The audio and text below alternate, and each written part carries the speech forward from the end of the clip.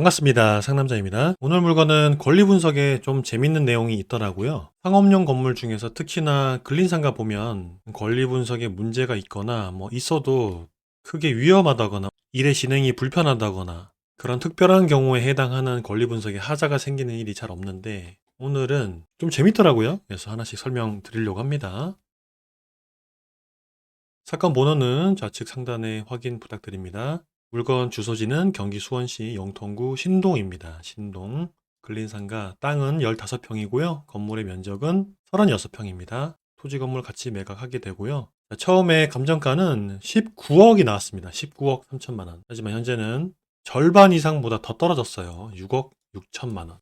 떨어지고 변경되고 다시 나왔습니다. 3월 21일 날 이 가격이 적정한지 한번 살펴볼게요. 그리고 매각 물건 현황 보면 건물의 보존 등기일은 18년도 7월달 얼마 안 됐죠. 5년. 그리고 4층 건물 중에 1층이에요. 108, 109, 110호 총 3개 호실 한 번에 붙어서 나온 거고 이용 상태는 갈빗집으로 사용하고 있습니다. 요게 4층짜리 건물인데 1층에 고깃집이 3개 호실 나란히 나왔습니다.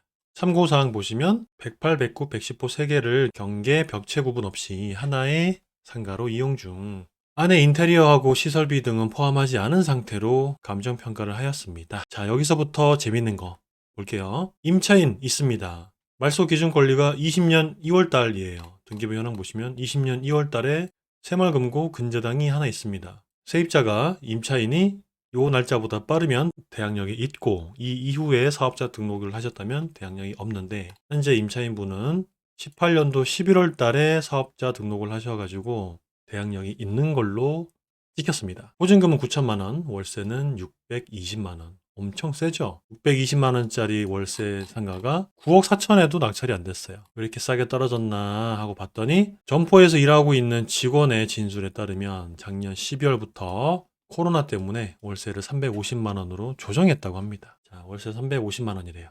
계산해 볼까요? 350만 원 곱하기 12달 나누기 현재 낙찰가 66306개.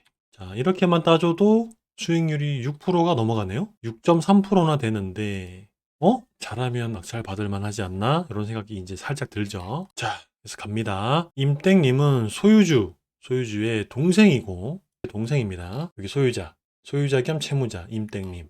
요분의 동생이고 요분은 월급을 받고 일을 하고 있대요. 월급을 받고 일을 하고 있습니다. 그리고 임차인의 정땡님이 계신데 이 정땡님의 정체가 누구냐? 이 정땡님은 소유자 겸 채무자의 누나랍니다. 소유자 겸 채무자의 누나예요. 요분이 대항력을 갖추고 있는 요분이 요 소유자 채무자의 친누나입니다. 슬슬 느낌이 오시죠? 자, 다음. 자, 채무자가 2020년 2월 24일 요때죠. 최초 근저당 잡힌 날짜 요때 대출을 할 때 대출 거래 약정서 작성 당시에 본인 그리고 가족 외에는 임대차 관계가 없답니다.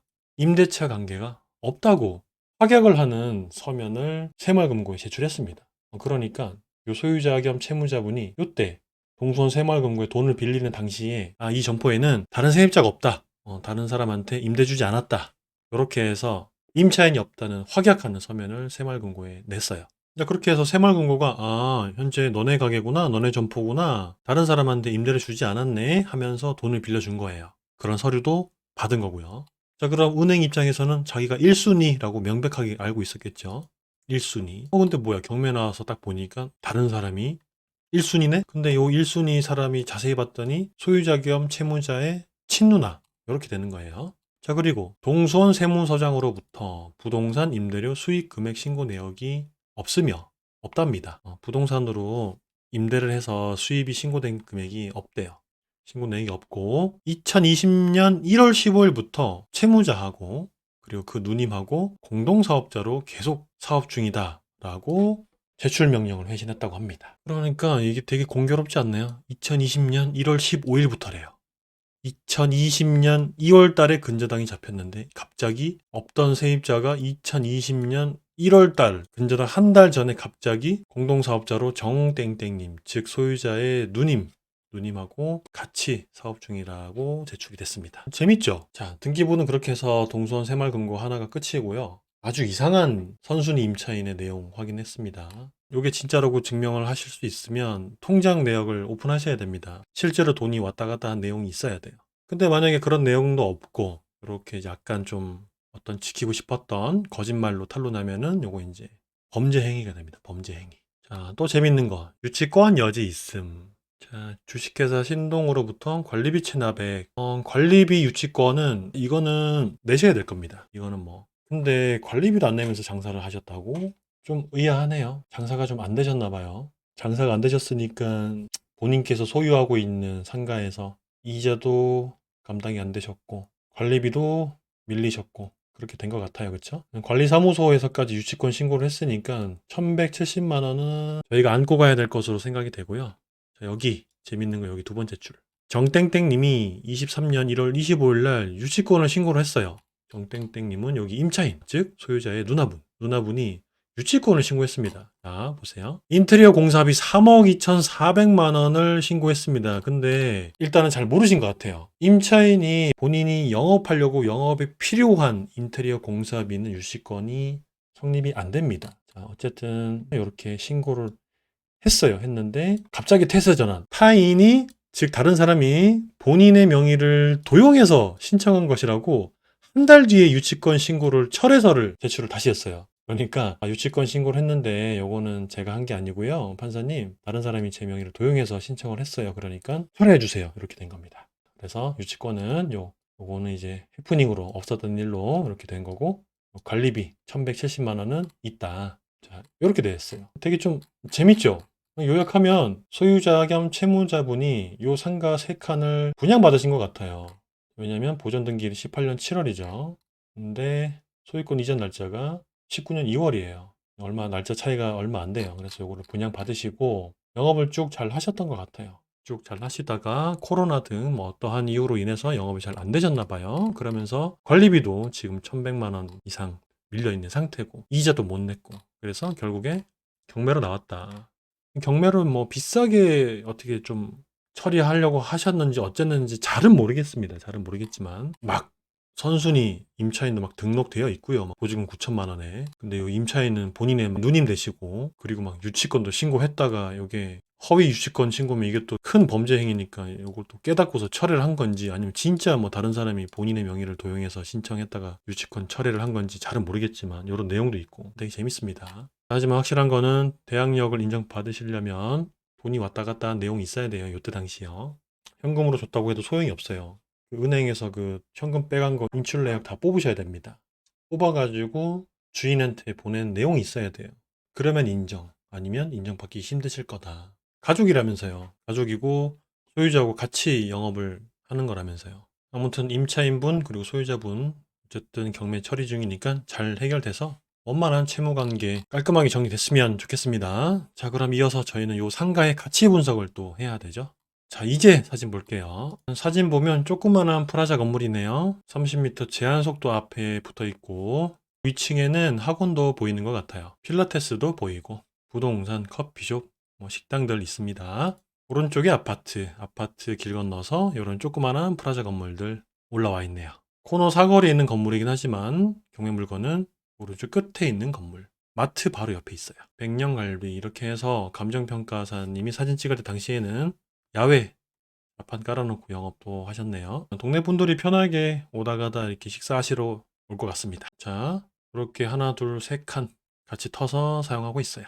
마지막 지도를 보니까 딱 봐도 별론데요. 지도 보도록 하겠습니다. 자, 여기인데 오른쪽에는 하모니 마트, 왼쪽에는 메가커피요. 좀 줄여서 볼게요. 정문, 아파트 정문이고 960세대짜리 정문에 붙어 있어요.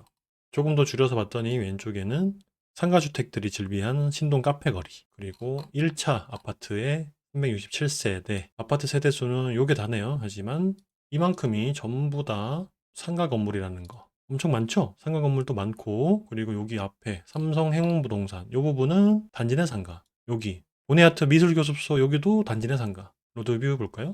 단지 내 상가 요만큼 있고요. 자, 옆 라인에도 단지 내 상가가 이렇게 있습니다. 1층짜리로 플라자 건물들은 저 끝에서 확인해 보면 자 이렇게 3개 층짜리 4개 층짜리 이런 식으로 쭉 들어와 있습니다. 여기 사거리가 경매 물건이 있는 건물인데 안쪽에 조금 더 들어오면 공실이고요. 여긴 또 어떤 식당 같은 것 같고 갈비집 여기입니다. 단지 내 상가보다는 조금은 좋기는 할 것 같은데 프라자 건물이 너무 많아서 임대가는 상당히 저렴할 것으로 예상이 되고요. 마트에서부터는 다행히 큰 상관 없네요. 요것들은 이제 병원으로 쓰는 것 같아요. 큰 대로변에서도 확인해 보면 여기 아까 그 마트였고요. 왼쪽에 큰 건물, 병원 건물이랑 이거는 회사 건물 같아요. 이거는 경매 물건이 있는 플라자 건물. 새마을금고 여기 있네. 별로죠, 느낌이. 그냥 단지내 상가 앞에 있는 그냥 뭐 그 이상도 그 이하도 아닌 약간 그런 느낌? 이 코너에도 막 고깃집이 들어와 있는 거 보니까 확실히 임대료는 쌀 것 같아요. 학원이랑 헬스장 같은 거는 장사가 좀 될 것 같습니다. 구멍가게. 아이스크림, 무인 아이스크림 여기 들어와 있네. 얘네들은 고정비가 저렴한 데로 들어가야 장사가 되는 거거든요. 확실히 임대가가 저렴한 것 같습니다. 집도 막 1층에 들어와 있고. 치킨집도 1층에 들어와 있고. 이런 느낌. 일단 별로다. 그러면 요거를 경매로 좀 비싸게 어떻게 한번 그럴 수도 있고 아닐 수도 있고 그쵸? 세대수 보면 2500세대 끝? 이 끝이에요. 근데 여기 다 상가가 있어요. 신동 카페 거리, 커피숍이랑 미용실 그리고 상가 많아요. 여기는 큰 도로라서 이걸 건너오기가 약간 부담이 되고 오른쪽에 보시면 이마트 트레이더스라고 굉장히 큰 쇼핑몰이 있지 않습니까? 그래서 이 자리는 별로다. 마지막 임대가 볼게요. 네이버 부동산 들어와서 1층만 찍었거든요. 1층만 찍어도 이렇게나 많습니다. 경매 물건만 보면 1층 하나, 둘, 셋, 넷, 다섯 개. 1층에 무려 5개나 나와 있네요. 경매 건물에. 평당가로 계산해 보면 200만 원 나누기 13.9 평당 14만 원. 14만 원이면 좀 세거든요. 다른 것도 보죠. 380 나누기 26평 14만 원. 자, 또 현재 최저가 14만 원요. 190 나누기 12평 5만 8천 원 더 비싸네요. 하나 더 160만 원 나누기 19평 8만 4천 원. 얘는 왜 이렇게 싼가 보면 대단지 아파트 정문 바로 앞이라고 되어 있고 동양이면 경매 물건처럼 우측 방향이 출입문인 거죠. 자, 하나 더 80만 원 나누기 12 15만 원. 자, 이쪽 대로변 쪽 바깥쪽 이쪽은 14만 원 이렇게 받으려고 하는 것 같고요. 정문 바로 앞에 있는 후면 상가 요 라인들은 8만 원, 뭐 10만 원 이렇게 하는 것 같은데 10만 원으로 계산해 보면은 대충 맞을 것 같아요. 10만 원 곱하기 36, 360. 오우, 딱 맞네. 어쩌면 요거 350만 원 진짜일 수도? 그쵸? 오우, 딱 맞아요, 딱 맞아. 월세가 딱 맞습니다. 360이니까 보증금만 한 5천 하면 되겠어요. 곱하기 12달이요. 나누기 낙찰가로 계산해 보죠. 낙찰가에서 보증금 5천만 원 빼면 6억 5,800만 원, 6억 5,800만 원 하면 수익률 6.5%. 그쵸? 이러면 이제 이자보다 괜찮은데, 이자보다 괜찮습니다. 그쵸? 현재 이자가 5% 후반대부터 시작하니까요. 감정가보다 절반 이상 떨어져서 대출도 잘 나올 것 같고, 요거 임차인, 요 선순위 임차인 요것만 해결 잘 하면 될 것 같아요. 관리비는 뭐 1170만 원 밀려 있으니까 현재까지 조금 더 밀려 있겠죠. 요것도 추가로 계산하셔야 되고요. 이거 말고 유치권은 이제 없는 거고요. 주변에 1층에 공실이 크게 없다면 뭐 지금 도전해 보는 것도 나쁘진 않은 것 같습니다. 물론 현장에 가서 잘 조사해 보세요. 그러면 오늘도 시청해 주셔서 고맙습니다. 즐거운 저녁 보내세요.